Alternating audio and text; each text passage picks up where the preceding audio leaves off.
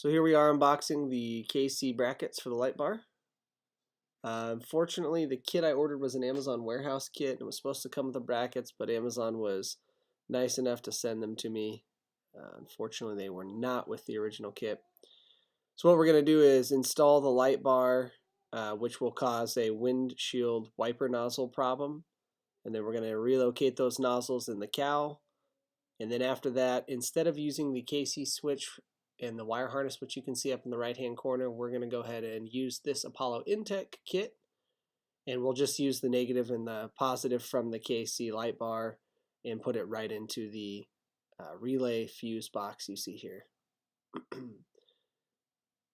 There's the 30-inch light bar. It's the KC Highlight C series, the spacers and hardware to put the bracket in. And this is actually a really easy, once you get the hood hinges off, to put it in. And here we are taking off the first hood hinge. I opted not to use any pneumatic tools on this just because you have a tendency to strip something that's painted, and I just wanted to be really careful around my hood hinges. So I just applied a lot of downward pressure with that Torx bit and popped that thing right off. It came out pretty easy once you got the first crack of the paint going. So I'm going to go ahead and vacuum out the holes just because there was some paint that came off when I took the Torx bolt off for the hood hinge. And there are spacers for these KC brackets. It does not ride on top of your hood hinge. It actually rides on top of those round spacers provided, which is really good because in the event you do take it off, your hood hinge isn't going to be trashed. So we're going to go ahead and hand tight these, and then I'm going to come back and torque them down to spec. And the hood hinge does face outward since the light bar is longer than the overall hood width. So here we are doing the other side, a lot of downward pressure to make this work. And once the paint seal is cracked, that does come right off. It's not bad at all. Go ahead and vacuum those out. Just keep the threads from getting a bunch of dirt and dust in them.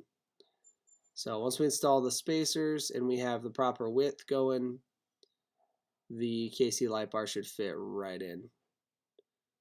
So the first couple turns on the Allen bolt that goes into the side of the light bar is a little snug, but that's okay based on the reviews and other installs that I had previously looked at before I did this. That's pretty normal.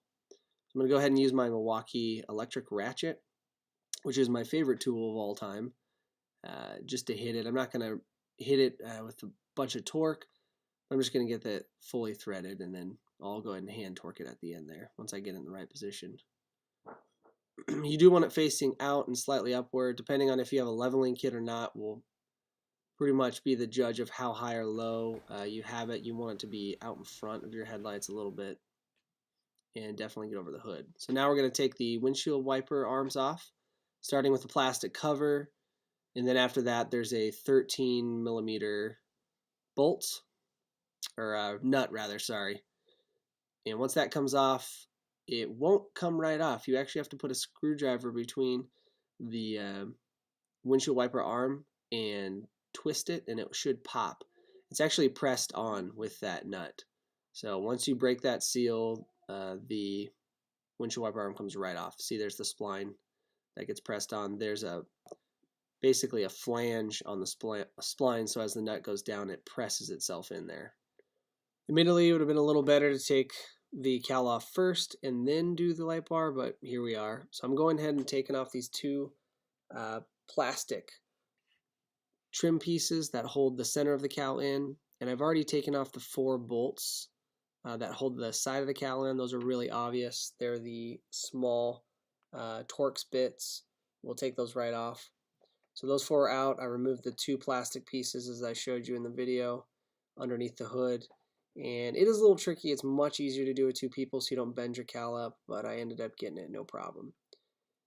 Now that I have the cowl off, I am going to put the windshield wiper relocation kit because, as I realized really quickly, without that, the windshield wiper nozzles spray directly in my new light bar. This is the kit.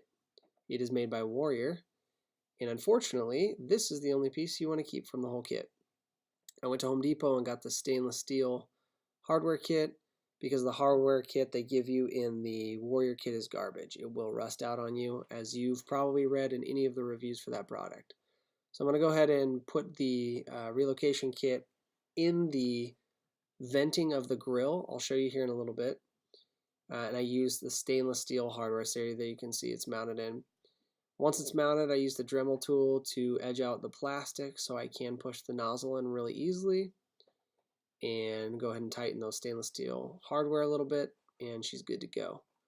Same thing on the other side. I'm going to use the provided relocation portion, and all the other junk I'm going to not use. We can get into that a little later, but so I'm going to use the stainless steel lock washer, nut, and stainless steel hardware to mount this instead of the provided hardware, because the provided hardware rusts out.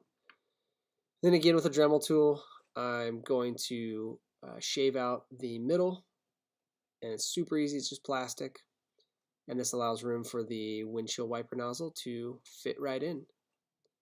And we have a fully assembled windshield wiper relocation kit.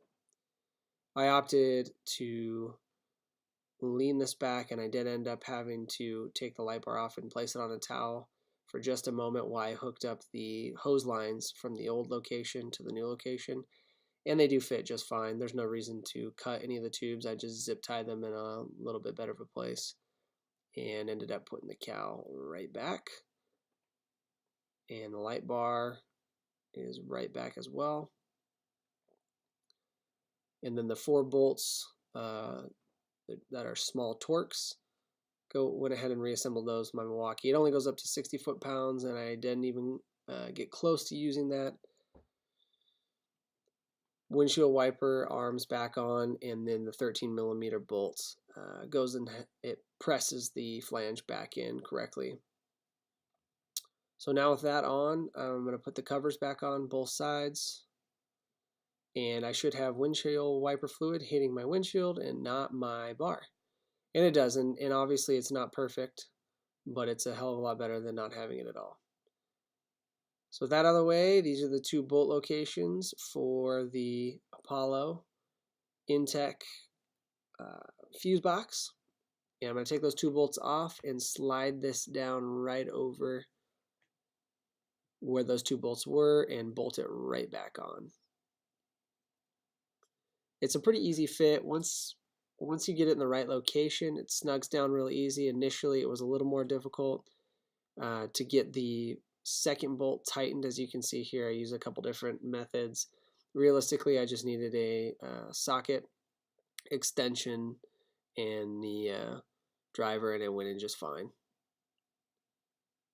And once this is in, the fuse box and all the relays are taken care of and allow me to hook my accessories directly into them. Next, the A-pillar comes with a cutout kit for the switches. So I went ahead and razor bladed that out, and then taped it to my A-pillar. And now I have the cutout kit attached to the A-pillar, and it has nice little holes in the diagram.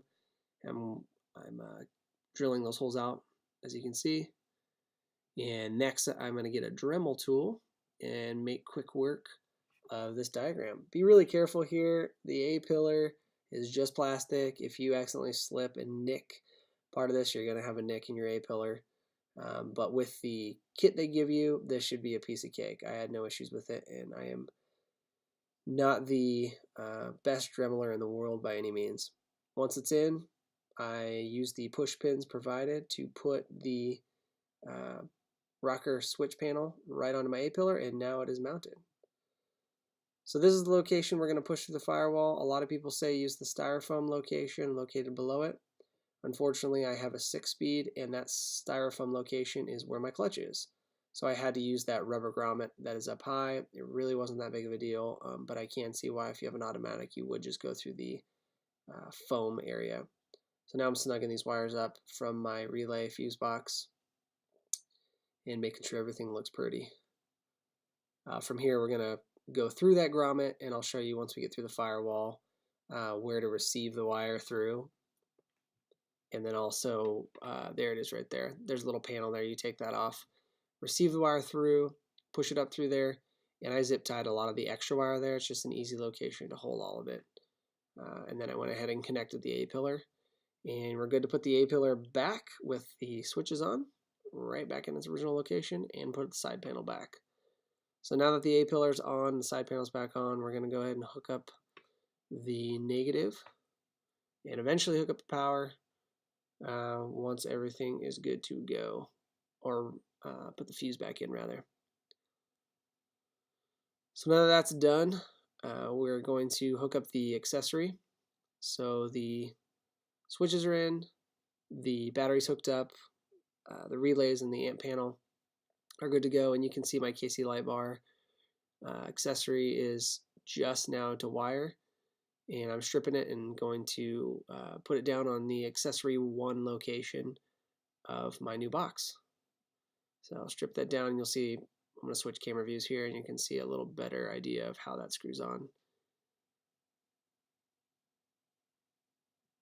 The main idea here is that you have 4 locations for 4 different accessories that correspond to your 4 switches on the A-pillar. So now we are nice and pretty and tight. I went ahead and used a no less than 10 zip ties. So everything's nice and tight. And lastly, we're going to go ahead and put the fuse in the fuse box and cut a small notch in the fuse box, because this will only be on when the key of the vehicle is on, which will keep your battery from dying if this was not in place. And lastly, a little tip on getting the switch panel really snug on your A-pillar, which is important to me. So, interesting tip. If you do happen to use the relocation kit and buy the stainless steel hardware so that the black Allen screws, or Allen bolts rather, don't rust out, I hated the push pin system that these had. Just because it didn't sit flush. And ironically, the Allen keys for the windshield wiper nozzle relocation had lock nuts behind them. So I thought, hey, I'm going to can these bad boys over here, these stupid push pins, which seem to pop out. My brother's done this kit too, and he just has space between the A-pillar and between the switch, and I just hate that. So, I mean, that's flush as it gets right there.